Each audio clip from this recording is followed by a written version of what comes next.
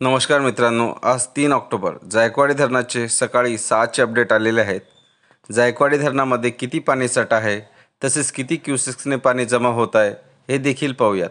त्याआधी आपण Maharashtra times information हे मराठी न्यूज चॅनल पहिल्यांदाच पाहत असाल आणि अजूनही चॅनल सबस्क्राईब केले नसेल तर सबस्क्राईब करा, जेणेकरून आमचे अपडेट आपल्याला लवकरात लवकर मिळतील।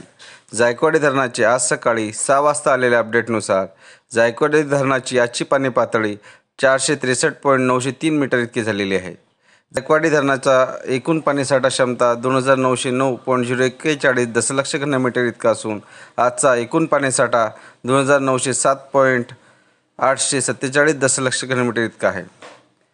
सध्याला जिवंत पाणीसाठा हा 2169.741 दशलक्ष घनमीटर इतका आहे। जायकवाडी धरणामध्ये 5240 क्युसेक्सने पाणी जमा होत आहे।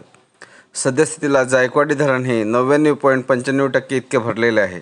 जायकवाडी धरणाचे 27 गेटपैकी 10 गेट उघडण्यात आले असून 5240 क्युसेक्सने नदीमध्ये विसर्ग करण्यात येत आहे।